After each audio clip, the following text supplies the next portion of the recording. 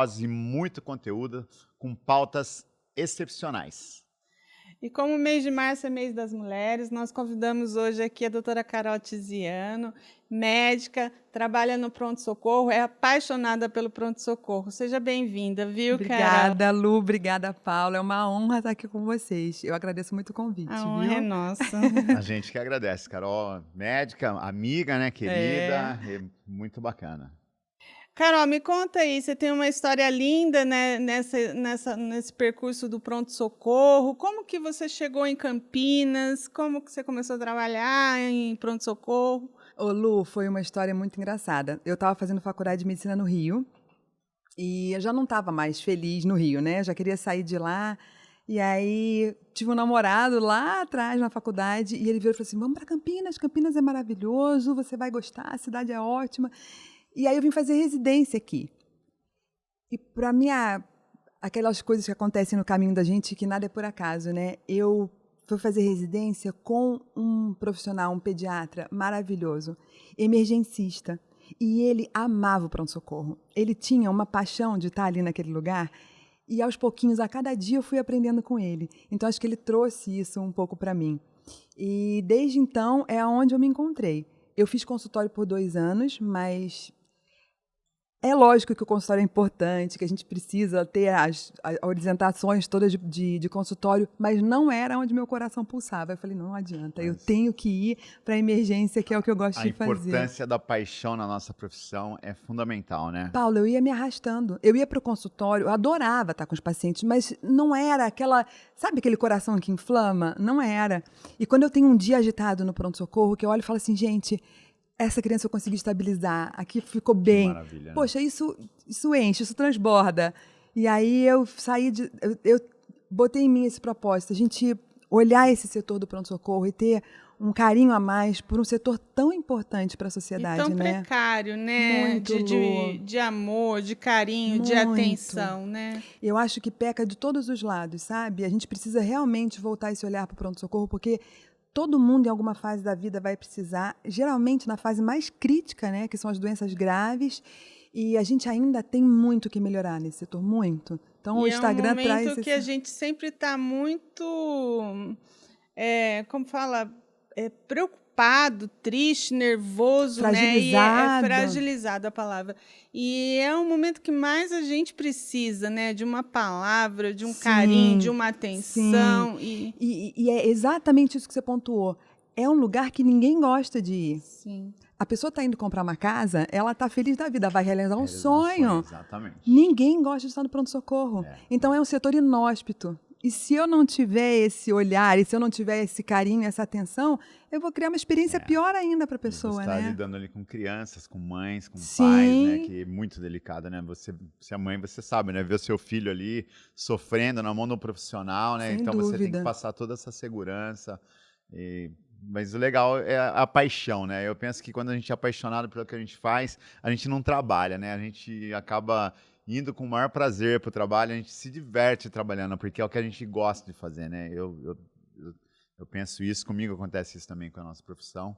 Que bacana, e a sua profissão é linda, né? Maravilhosa, né? Eu sou suspeitíssima para falar. Mas eu ganho uma florzinha, eu ganho um desenho, eu ganho um bilhetinho. Gente, é encantador. Que bacana, é encantador. Que bacana. Carol, eu tenho percebido que você anda mais ativa, né, no Instagram, e eu sou uma espectadora ativa lá, fico vendo todos os seus conteúdos e gosto muito.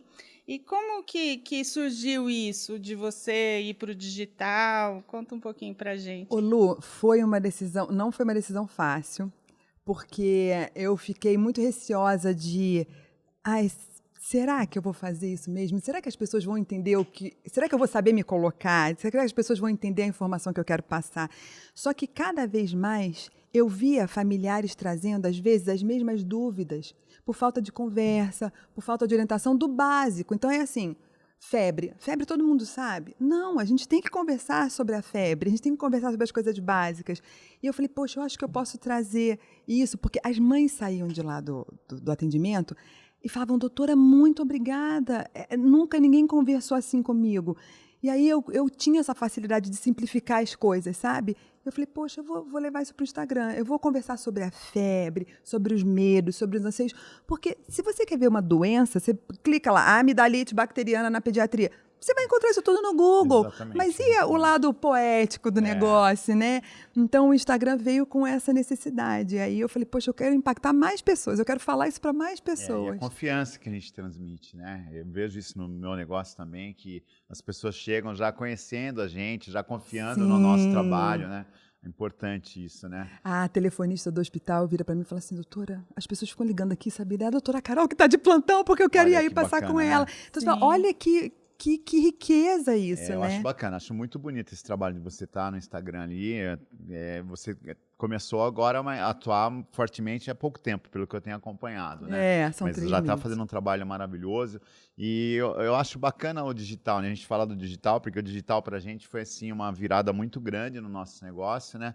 E para você, principalmente aí na sua área, eu acho muito legal poder estar passando esse conhecimento para as pessoas, né? É importante. Às vezes tem gente que nem tem acesso, né? E você está ali falando sobre isso, falando sobre uma febre, né? Que de repente é uma coisa que a gente acha que é tão básico e não é, né? Então todo esse cuidado, todo esse carinho e tá ali podendo o digital, ele proporciona isso, né? Então eu acho muito legal e parabéns e continua forte Obrigada. nisso aí, que com certeza você vai ajudar muitas pessoas, tenho certeza disso. É a nova televisão, né? E é tão bonito porque a gente tem um contato maior, e vocês também, né, com a pessoa que está ali atrás. Então você consegue, de repente, eu não posso nunca fazer uma avaliação médica pelo Instagram, porque isso é proibido, né? Sim. Mas eu posso acalmar ela. Ai, eu sou tão aflita com doença, eu preciso ficar. Outro dia uma mãe virou para mim e falou assim: ninguém entende. Que não pode pegar na minha bebê, que não pode tocar na minha bebê, que não pode dar beijo na minha bebê. E aí eu virei para ela e falei assim, a sua bebê precisa criar vínculo e laço com as outras pessoas. Aí eu fui dar um exemplo. Eu falei, quando tive o meu afilhado, que eu dei um alimento para ele, eu cuidei dele, foi uma explosão de amor. Então você precisa se conectar, olha como é que as viroses funcionam. Ela me mandou um depoimento ontem, lindíssimo. Ela falou, doutora, eu parei para refletir e você tem toda a razão. Então, olha, eu jamais teria acesso a essa pessoa se não fosse pelas redes sociais. Isso é muito lindo. E às vezes isso que você acabou de colocar, esse carinho, essa atenção, é melhor do que um remédio, né? Que às vezes tem muito mais efeito, né? A psicologia ali, né? Sim. Envolvida, né? Eu acho muito bacana, que legal. Tem até engraçado, não sei se é essa palavra, mas é humanizar, né, Carol? Sem dúvida. Humanizar. É você se colocar no lugar do outro, a no lugar da empatia, mãe, né? no lugar daquele responsável pelaquela criança e tentar tranquilizar, não só resolver o problema da doença da criança, né? Sim, mas resolveu às vezes o problema maior que é a mãe. A angústia é exatamente, Lu, é perfeita essa sua colocação, porque muitas vezes a criança nem está tão doente assim, mas ela está enxergando ali um bicho de 7 cabeças. Então eu tenho que chegar para ela e falar, qual é a sua dúvida? O que está te preocupando aqui? Porque se eu não acalmar ela, você falar, ó, dipirona, lavar o nariz com soro e tchau e benção, ela vai continuar com as dúvidas, ela vai continuar com os erros. Então o Instagram permite isso, né? É o acesso. É o acesso. Acho que o que ele facilita, além da humanização que a Lu falou, é o acesso que as pessoas têm ali com você, de ouvirem o que você está falando, de repente mandar um direct, ali você já responde, já interage. Eu acho que esse acesso é maravilhoso. É uma coisa que as pessoas não tinham com um médico, por exemplo, né? Ou ia numa consulta, que é aquela coisa básica, rápida ali. Distante, né, Distante, Paulo? exatamente. E ali no Instagram você consegue passar isso aí, tá interagindo, tá conversando. E eu acho muito legal que vocês fazem bastante, que isso é uma coisa que eu até olho e falo assim, você tem que fazer um pouquinho mais. É de mostrar o lado do Paulo e a Lu, pessoas, né? Assim, o dia a dia de vocês e tudo. Isso mexe com as pessoas também, porque, né? na verdade, conecta, né? Ontem a gente estava numa mentoria do Paulo e o Paulo estava falando que até os nossos erros, nossos defeitos conectam as pessoas, né? Porque elas falam, nossa, mas eles também fazem isso, eles também passam por isso. E isso vai aproximando, né, o pessoal da gente. E, Carol, em específico, assim, um dia desses eu ouvi você no Instagram falando sobre 4 tipos de educação, né? Ou de saúde, né? Que nós sempre estamos preocupados com a saúde física e com a saúde mental, mas que existe mais 2 saúdes aí que a gente, que a medicina está se abrindo para isso. Fala um pouquinho para a gente disso. Com o maior prazer. O pronto-socorro é uma paixão. e a educação dos filhos é a paixão que gente anda vê isso. junto. E eu só consegui isso depois que eu virei mãe. Essa chavinha só ligou em mim depois que eu olhei para o meu filho e falei, meu Deus, eu preciso ser melhor para criar ele de uma forma melhor. Então, a educação, a medicina olha muito, a pediatria olha muito a educação cognitiva, né, que é a educação de você fazer um dever de casa, de você aprender a fazer continha, e a educação física, né, a gente fazer um esporte, fazer uma atividade. A educação dos afetos, que a gente fala, e a educação da espiritualidade da criança, isso é deixado muito de lado. E quando a gente fala educação do afeto, a gente fala educação do afeto e da vontade. Então, por que a gente tem que ter esse olhar integral para a criança? Porque eu não posso jamais prender a criança na infância dela. E isso está acontecendo com muita frequência hoje em dia. O que eu acho que aconteceu? A gente veio de uma geração onde pais foram extremamente autoritários, com palmada, com tudo que fizeram de errado, porque era o que eles sabiam fazer. Psicologia zero, né? Zero. E a nossa geração olha e fala assim, gente, eu não quero fazer isso, mas como fazer? Né? O que fazer? E aí a educação... Então, aí criaram-se pais extremamente permissivos, que também não é interessante. Porque quando a gente é extremamente permissivo, a gente prende a criança na infância dela. Ela fica autocentrada, egocentrada, ela só faz o que ela gosta. E eu não vou criar um adulto assim. Então, a educação dos afetos e da vontade ajuda muito a gente nisso. De a gente olhar e falar, meu filho, por exemplo, lá em casa, tem a rotina de lavar a louça, de arrumar a cama, e cada dia um passeia com o cachorro para recolher o cocô do cachorro. Eles odeiam. E faz parte. E quantas Ensinar vezes... o que é a vida, né? E quantas vezes, Paulo, por mais que você ame o seu trabalho, vão ter coisas que você não vai gostar de fazer no seu trabalho, assim como acontece... Tem aquelas percalçozinhas que, não, isso aqui eu não gosto. Exatamente. E você vai deixar de fazer porque você não gosta? Não, tem que fazer. Exatamente. É obrigado, não tem jeito. Então, a gente tem que ensinar esse lado afetivo para as crianças, de que, olha, algumas coisas você tem que fazer mesmo sem gostar. A beterraba, o Pedro ama, a Cecília odeia, e eu também não gosto, mas eu ponho lá no meu pratinho de salada. Mamãe, eu não gosto. Eu falei, eu também não. Vamos comer mesmo sem gostar, porque é importante para a nossa saúde. Né? Quem falou que brócolis é comida, né? Mas tudo bem. Então, isso. E a educação do afeto também, meu filho, você está sentindo raiva. Então, nomear os afetos, saber que é normal ele sentir raiva, mas não explicar para ele que não é normal ele explodir daquele jeito. Então, isso que você está sentindo é raiva. Como é que a gente vai lidar com esse sentimento? O que desencadeou ele? Você viu que você acabou sendo agressivo com a sua irmã ou com a sua mãe, e isso deixa a gente triste? Como é que você pode melhorar? Então, esse lado da pediatria é encantador, é encantador. E a gente vai ter uma integralidade, né? Olhar aquela pessoa como um todo. Sim. E o lado espiritual também. Então, a gente precisa ter esse olhar para a criança e não pensar só na atividade de casa, de correr e de fazer atividade de escola. Eu percebo nisso que você está falando, eu tenho observado muito isso, né? Eu já estou com 50, vou fazer 58 anos, criei meus filhos de uma outra forma, né? Que é o que eu tinha de conhecimento naquele momento, né? Mas eu vejo, tenho acompanhado hoje, às vezes estou com algum cliente ou pessoas que eu conheço, e realmente as crianças hoje estão sendo criadas de outra forma, né? Baseado em tudo isso que você está falando. Estão passando conhecimento, já estão tendo uma oportunidade assim maravilhosa de crescimento, né? É totalmente diferente do que era, né? Sim. Eu acho muito bacana essa maneira de lidar com os filhos, né? De passar a realidade, passar o mundo como plantar coisa positiva também na cabeça, né? Que a gente falou de mindset outro dia na mentoria também. Tem muitas crenças, às vezes, que vêm da infância, né? Que é onde forma a personalidade, enfim, né? Que bacana, é muito legal isso. Bem bacana. Isso que você falou das crenças, como o nosso imaginário é povoado com um monte de coisa errada, né? Sim. Essa história, por exemplo, de que a criança nasce maravilhosa e a sociedade a corrompe, isso é péssimo. A criança não nasce maravilhosa, a gente tem que ensinar muita coisa para eles. Então, a gente não pode deixar a criança ao bel prazer dela.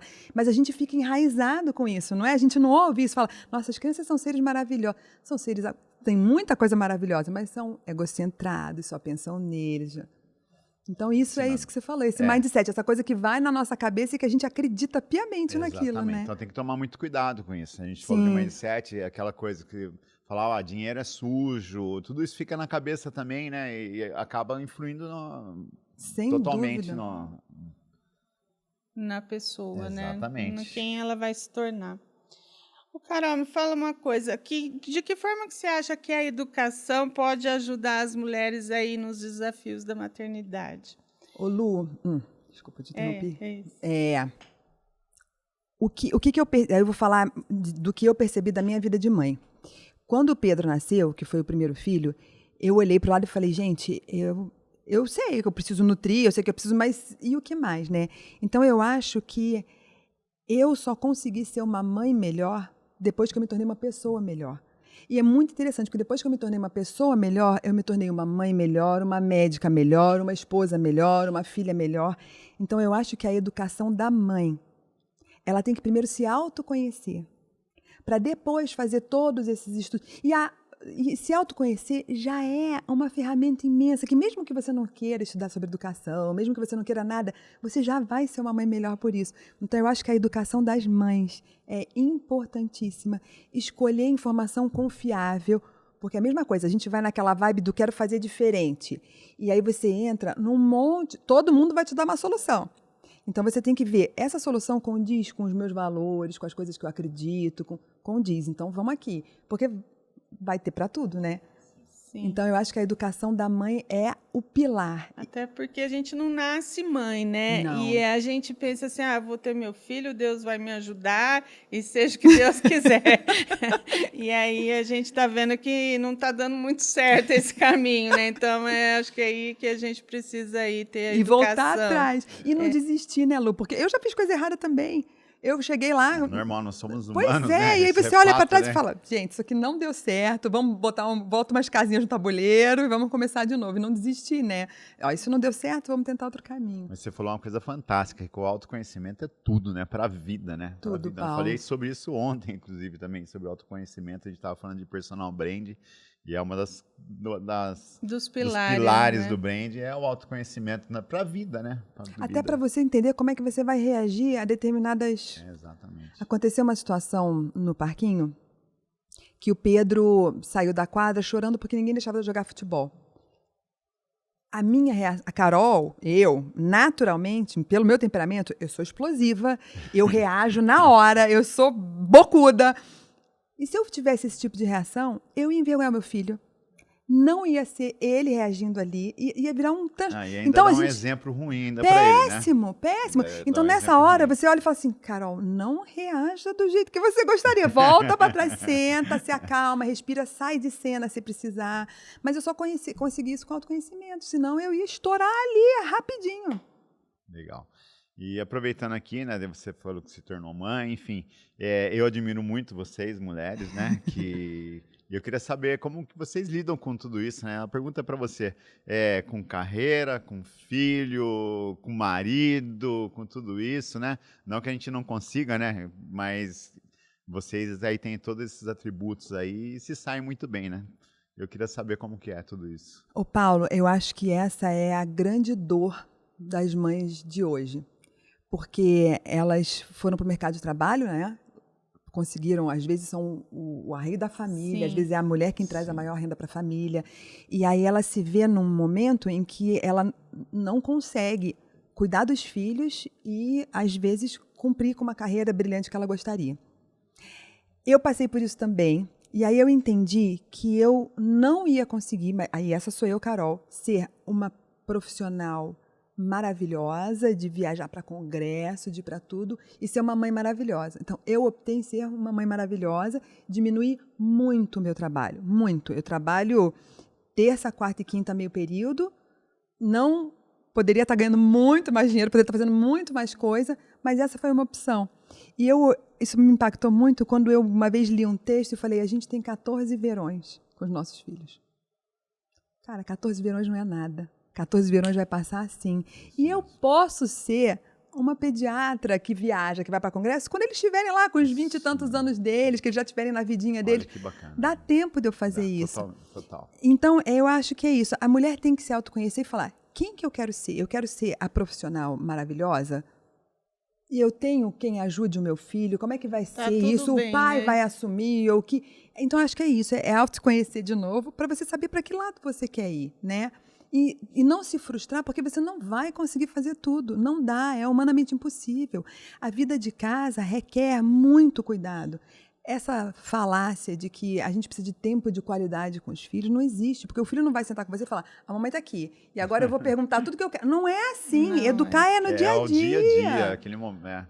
Então, eu acho que a grande dúvida é essa, e cabe a cada mãe olhar para si e saber o que eu quero fazer, eu quero me dedicar ao trabalho, ou eu quero ser uma profissional expert, master, plus.